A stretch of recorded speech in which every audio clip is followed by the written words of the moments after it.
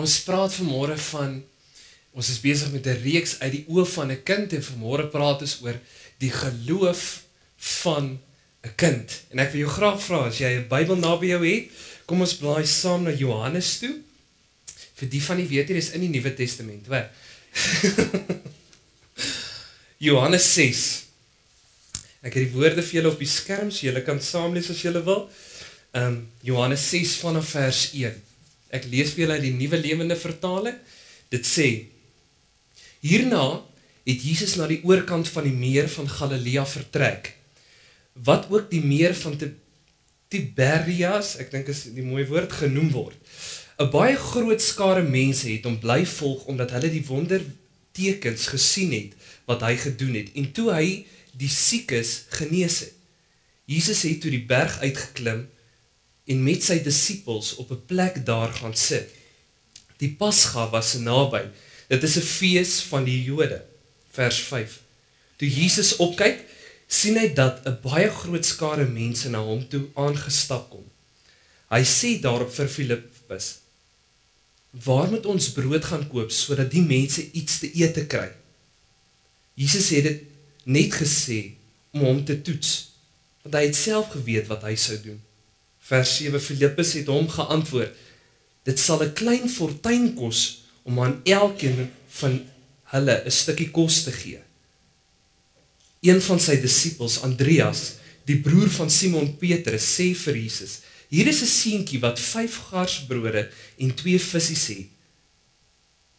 Maar wat is dit vir so baie mense? Vers 10. Jesus het daarop gereageer: Reël dat die mense gaan sit.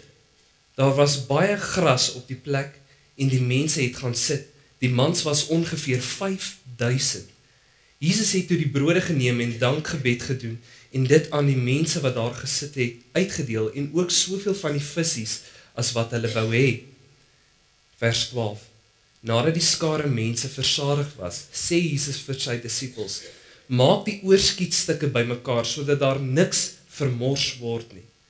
Hulle het dit toe bymekaar gemaak en 12 mandjies vol gemaak, met oorskietstukke van 5 garsbrode wat oorgebly het nadat die mense klaar geëet het. Nou, ons het nou al baie keer hierdie gedeelte gelees en ons ken al die storie. Baie van julle het gehoor toe julle nog kindertjies was in die kinderkerk. Maar ek dink daar's iets van hierdie gedeelte wat ons baie min kere doen. 2 interessante feite van hierdie gedeelte is: dit is die enigste wonderwerk wat in die 4 evangelies genoem word. Matteus, Markus, Lukas, Johannes. Dis die enigste wonderwerk wat in al 4 genoem word. Tweede een is Johannes, hierdie boek waarin ons nou lees, die skrywer van hom, is ook die enigste een wat praat van die seentjie. Gaan lees mooi in die ander evangelies. Almal praat, daar was 5 broodjies en 2 visse, wat net so tussen my kan julle agterkom, daar's 7, weer eens die goddelike getal, maar hy is die enigste een wat sê daar was 'n seentjie wat die kos gebring het. Ek dink ons lees hierdie gedeelte baie keer, maar ons het jy al ooit stil gestaan met hierdie gedeelte en gevra: hoe was dit vir die seentjie? Het jy al ooit die storie gelees uit sy perspektief? Hoe het dit vir hom gevoel? Ek meen, dink nou net, hy is deel van 'n groep mense. Die Bybel sê daar was 5000 mans. Kom ek breek net gou hierdie gedeelte 'n bietjie vir julle oop. As die Bybel sê daar was 5000 mans, omdat die Bybel in die Bybelse tyd is nie dat die vrou noodwendig nie 'n plek gehad het. Hulle het net nie noodwendig so baie aandag aan vrouens gegee soos wat hulle vandag doen nie. So as hulle geskryf het en gepraat het, dan was dit baie, dit was mans. Dit was die hele tyd die mans. Nou staan daar was 5000 mans. Gestel, elke man het 'n vrou gehad. Gestel, elke man en vrou het 'n kind gehad. 1 kind. Kom jy agter dat ons praat van 15000 mense? En onthou, daai tyd, hulle het nie TV gehad nie, so daar was baie kindertjies. So moenie vir my sê, daar was baie families wat net een kind gehad het. Okay, dit was die sterk gelowiges wat net een gehad het. Maar kom julle agter dat ons praat nie van 'n getal van 5000 nie. Breek net gou daai uit jou gedagtes uit. Ons praat van 15 plus 1000 mense. En hier is een seentjie. Een seentjie is deel van hierdie massive groot groep mense. As jy net gou 'n bietjie dink, hoekom het hy gaan visse en brood koop? Seker vir sy familie. Ons geen ander moontlike rede hoekom hy dit gaan koop het en sy het dit self ook geëet het, maar ek dink uit 'n kind se point of view het hy dit gaan koop want hy wou vir sy familie gaan kos koop. Nou is hy deel van hierdie groep mense en hy hoor daar's 'n commotion aan die gang. Hy hoor Jesus. Jesus is daar. Wie is Jesus? Wie is hy? Want dan gaan lees mooi, gaan doen 'n bietjie navorsing oor hierdie gedeelte. Nêrens staan dat die ouetjie 'n verhouding met Jesus gehad het. Nêrens staan daar hy het geweet wie hy is nie. Obviously, in hierdie groot groep mense kom hy agter dat daar's iets spesiaals van Jesus. Daar's iets want hierdie groot groep mense volg hom. En ewe skielik raak hy deel van hierdie groot gros mense wat vir Jesus volg. Nou julle, nou is Jesus daar voor, hy sê vir sy disippels, en gaan laat sit hierdie mense, in groepies. Ek dink, ek praat baie hard, maar kan julle dink hoe moes die mense van daai tyd gepraat het? Ek het hom al die voorreg gehad om voor 30,000 mense iets te doen. Glo my, jy kort 'n paar speakers as jy wil hê die agterste ou moet hoor.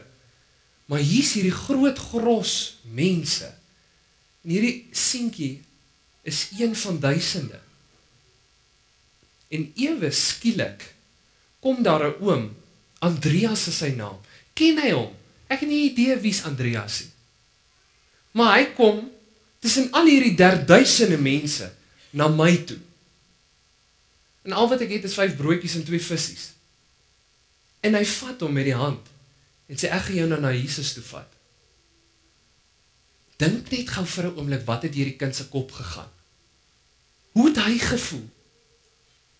Was hy bang? Was hy verward?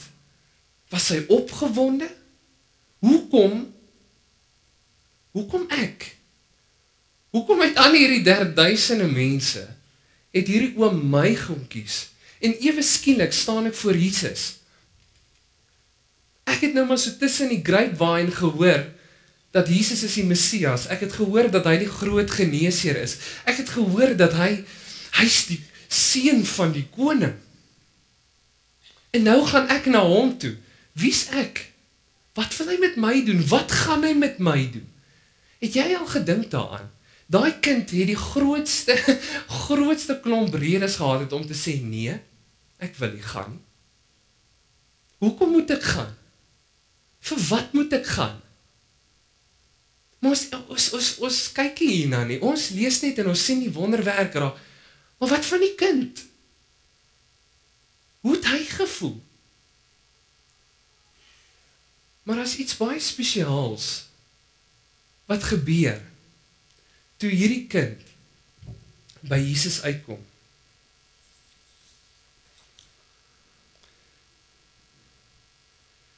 Toe hy by Jesus kom,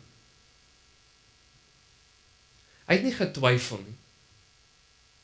Hy het geweet dat daar's 'n rede hoekom hierdie spul mense hom moet volg. Daar's 'n rede hoekom so baie mense en hierdie ou moet glo. Hoe se kind? Dadelik. Ek glo hom. Ek vertrou hom. Kom by Jesus, daar staan nêrens en die kind het gehuiwer om sy broodjies en visse vir Jesus te gee nie. Hy het dit net gedoen. Hoekom? Jy het agtergekom kinders is dieselfde. As hulle agterkom jy het meer autoriteit, as hulle agterkom dat jy kan iets doen en as jy iets sê dan gebeur dit, dan glo en vertrou hulle jou. Sonder om te dink, hulle twyfel nie eers nie. Ons het verlede week gesê dat 'n kind is so erg oor sy ma en pa, sy pa is Superman en sy ma is Superwoman. My ma kan alles doen, my pa kan alles doen. En as ek so klein is, niks is sterker as my pa nie. En hier kom hierdie kind voor Jesus en Jesus sê vir hom, gee vir my jou brood en jou vis. Wat kon die kind gedoen het? Hy kon ook gesê het nee. Want hoekom? Dis sy familie se kos. Nou kom Jesus en hy vra, gee dit vir my. Wat doen die kind? Hierso Jesus, vat dit. Hy kon ewen gesê, het jy al ooit hieraan gedink? Hy kon ewen gesê, Jesus, hier's net een broodjie, vat net dit. Maar wat doen die kind? Hy gee alles. Hy huiwer nie. Hy wonder nie. Hy gee alles. Is dit nie dieselfde met my en jou baie keer? Jesus kom na my en jou toe, hy nooi ons uit. Kom na my toe. En dan, wanneer ek voor hom staan, dan besef ek, hy kyk dwars deur my. Hy sien al die foute raak, hy sien al die seer raak, wat ander mense nie sien. Hy besef wie staan voor hom. En hy vra vir jou en my dieselfde ding. Gee vir my wat jy het. En wat doen ons? Omdat ons groot mense is? Nee, wat Jesus kom ons negotiate eers bietjie. Wat kan ek kry? Wat is dan hierdie deal vir my? Het julle dit al agtergekom? Ons negotiate met Jesus. Ons negotiate met God. Here, ek sal vir jou hierdie gee. Maar wat kan ek kry uit hierdie deal uit? Want jy sien, ons leef in so 'n wêreld. Ons leef in 'n wêreld dat ons betaal vir iets, kry ons iets. Julle het agtergekom as party mense gaan eet, dis hoekom ek glo mense wat met kos werk, is uit die hemel uitgestuur en het genade en liefde wat geen ander mens beskryf nie. Want het jy al gesien hoe ongeskik is mense as hulle gaan eet? Op een of ander onvoorbaarlike rede, sodra iemand in spur en stap, is dit chaos. Want dan dink hy, ek is die koning, ek is die koningin, jy hanteer my, asof ek die enigste kliënt is in hierdie plek. Het jy dit al agtergekom? En dan kom jou kos nie soos wat jy dit bestel het nie, daai arme waiter slaap vir 7 nagte nie, omdat jy op hom gegil het. Het jy dit al agtergekom? My oupa was so 'n mens. Liewe Vader, as ek luister hoe hy met daai arme ou te kere gaan, en die ergste van alles, sal my oupa dit nou stilletjies doen. Ek wil gehoor word, en ek wil hê die wêreld moet hoor, want ek wil 'n punt maak, want ek betaal hiervoor. Hierdie kind kom na Jesus toe. Jesus vra vir hom, gee vir my jou 5 visies, 5 broodjies en 2 visies. En hierdie kind gee dit. Nêrens staan daar. Hy het vir Jesus gevra, Jesus, wat gaan ek uit dit kry? Wat gaan u vir my gee in ruil vir hierdie nie? Hy gee dit nie. Want hy het geloof gehad in hom. Hy het geweet, ek vertrou hom so baie, dat as ek hierdie visies en hierdie brood vir hom gee, hy gaan iets kan doen. Hy het dit net geweet. Hy het dit geglo. Onvoorbaarlik het hy geweet dat Jesus die Messias gaan 'n wonderwerk doen. Hoekom is dit vir ons so moeilik om dit te kan doen? Hoekom is dit vir ons as kinders van die Here so moeilik om na Jesus toe te gaan en hom te vertrou en om werklik geloof te hê in hom? Jy sien, daar's iets wat met volwasse wording gebeur. Ons kan meer doen, ons verstaan meer, ons besef dat daar's iets wat ek kan doen. En ons manier van dink kom in die pad van ons verhouding met die Here. En ons geloof in hom raak al hoe minder. Gaan net bietjie hierdie week en luister hoe praat mense. Luister hoe negatief is hulle. En luister wat sê hulle as daar struikelblok in hulle lewe kom. Hoeveel mense kom en sê, weet wat, ek gaan nou deur 'n moeilike tyd, maar ek het geloof in die Here, dat hy my hier gaan uitdra. Hoeveel mense doen dit? Ons almal sê amen, ons almal sê ja, die Here help ons as ons in die kerk is, ons kan nie ophou om dit te sê nie, maar sodra ons by daai deure uitstap, drop ons geloof in die Here totaal en al. Want jy sien in die kerk moet ons 'n image opsit. Want wat gaan die mense sê? Maar daar buite, wie kyk vir jou? Niemand. Hierdie kind kom met onvoorwaardelike geloof na Jesus toe en sê, hier's alles. Ek het nie 'n CV nie. Ek weet nie eers of ek 'n verhouding met jou het nie. Ek het nog niks wonderwerke self gedoen nie. Ek het dit nog nie gesien nie. Daar's niks, as ek die Engelse woord mag gebruik, significant aan my nie. Niks. Maar weet jy, ek kom na jou toe. En ek vertrou jou met alles. Met alles. En wat doen Jesus? Hy doen 'n wonderwerk bo alle wonderwerke. Voed 15,000 plus mense. 5 broodjies, 2 visse. Omdat 'n kind geloof gehad het in hom. Dit mooi. Daar staan nêrens die disippels het geglo nie. Daar staan 'n kind het in hom geglo en hy het die wonderwerk gedoen. Hoekom kan ek en jy nie dieselfde geloof hê in hom nie? Ons praat in hierdie reeks uit die oë van 'n kind, om jou net bietjie, ons weet jy's groot, ons weet jy het ouderdom agter jou naam, ons weet daar is wysheid, maar daar's klein goedjies wat jy mis, wat jy gehad het toe jy kleiner was, maar nou is dit al hoe minder. Hoe maak ons dit prakties? Eerste vraag is, glo ek werklik in God? Vra jouself die vraag. En wees eerlik. Hou op om die regte antwoord te sê. Wees eerlik met jouself. Dit was een van my moeilikste goed wat ek gehad het in my verhouding met Janine. Is om werklik eerlik te wees. Want ek weet wat is die regte antwoord. Ek weet wat sy graag wil hoor. Maar sodra die waarheid uitkom, dan is dit nie noodwendig lekker nie. Die gevoelens is nie lekker nie. Hoe dit uitkom is nie noodwendig lekker. Maar as iets spesiaals wat gebeur as jy eerlik is. Vanmôre vra ek vir jou, glo jy werklik in God? Jy wat sê, ek is 'n kind van die Here. Vra jouself die vraag, wees eerlik met jouself. Tweede vraag wat ek vir jou vra, in wie sit ek my vertroue? Is dit in geld? Is dit in my lewensmaat? Is dit in my familie? Is dit in vriende? Is dit in Absa? In wie sit ek my vertroue? Hierdie kind het niks gehad nie. Sy ouers was eers by hom. Maar toe hy daar voor die Messias staan, toe besef hy, ek vertrou jou. Ek glo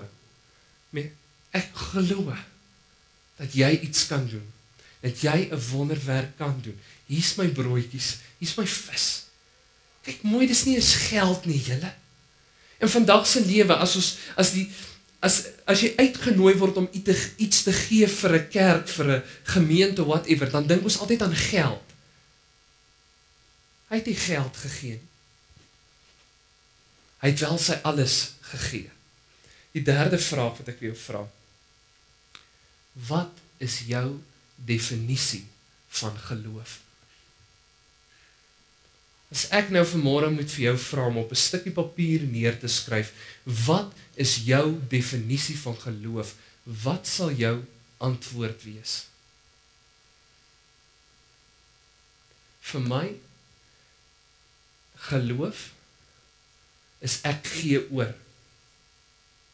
Ek het lank gewonder, hoekom, jy al ooit in hierdie cowboy flieks gesien, as 'n ou met 'n geweer voor jou staan, wat is die eerste ding wat jy doen? Hoekom?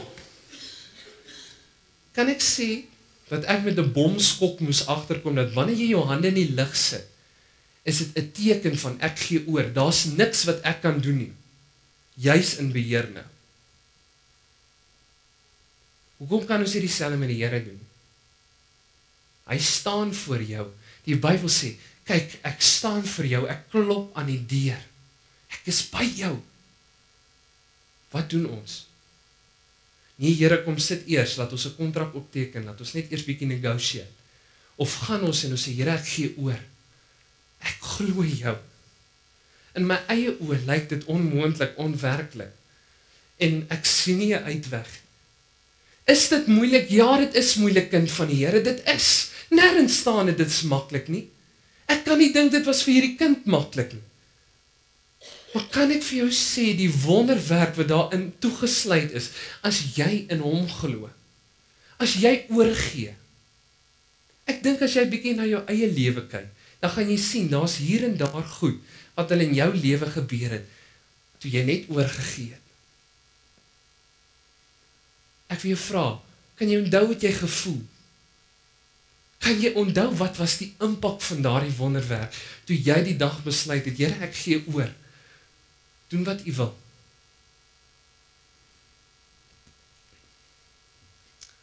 Is dit hier dieselfde met hierdie video wat ons gekyk het? Hierdie man probeer net 'n sonndagskoolklas aanbied. Hierdie kind is onmoontlik. As ek in dieselfde situasie was, die ou sou al lankal die 5voudige bediening ontmoet het, maar die ou besef dat, wie wat, ek wil hierdie leer. Julle gesien hoe die kind se attitude verander, toe hy werklik besef, hoekom die onderwyser hierdie lied wil sing. Toe hy agterkom, dis hoekom jy die lied wil sing. Daar was eerlikheid betrokke en die kind het dit gesien en hy het besef, dis hoekom jy dit wil sing. En wat doen hy? Sonder dat iemand hom gevra het.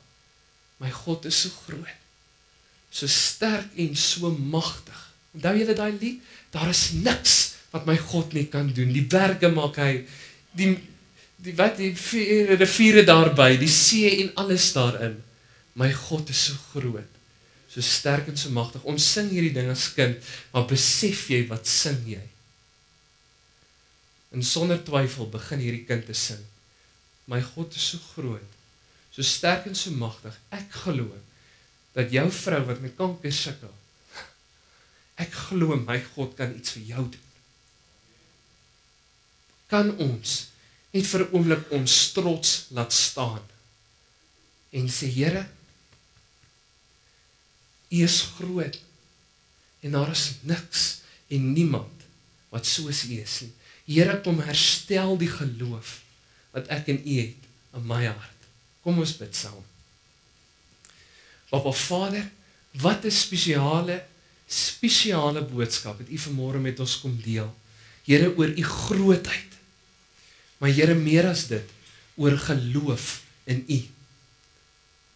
Here, met hierdie reeks kan ek so sien hoe U in my hart en so baie ander mense se harte werk, waar ons teruggedwing word om uit die oë van 'n kind te kyk. En hier kom 'n kind, so vervreemd, weet nie wat aangaan nie, en hy gee sy alles vir U. Al wat hy het om te gee, gee hy vir U. En U doen 'n wonderwerk, bewonderwerk, want daai kind het geloof in U gehad.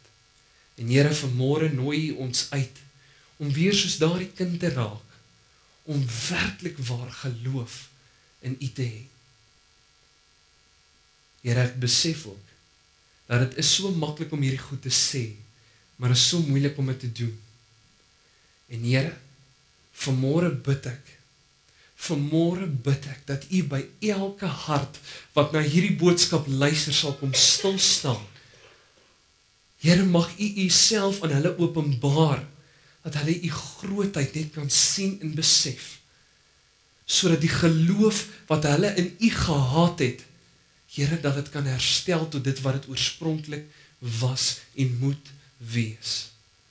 Dat ons werklik kan sing en getuig dat my God is so groot, so sterk en so magtig. Daar is niks wat my God nie kan doen. Here, mag dit 'n getuienis in ons lewens wees. En Here, ek bid, mag hierdie boodskap nie net 'n boodskap wees nie. Here, mag dit 'n lewenstyl raak. Mag dit iets wees wat ons uitleef. Dat as mense na ons lewens kyk, kan hulle sien, Sy God is so groot en so sterk en so magtig. Ek wil daardie God aanbid. Here, dankie vir dit wat U in ons harte doen. Dankie dat hierdie boodskap 'n spesiale plek in ons harte gaan hê.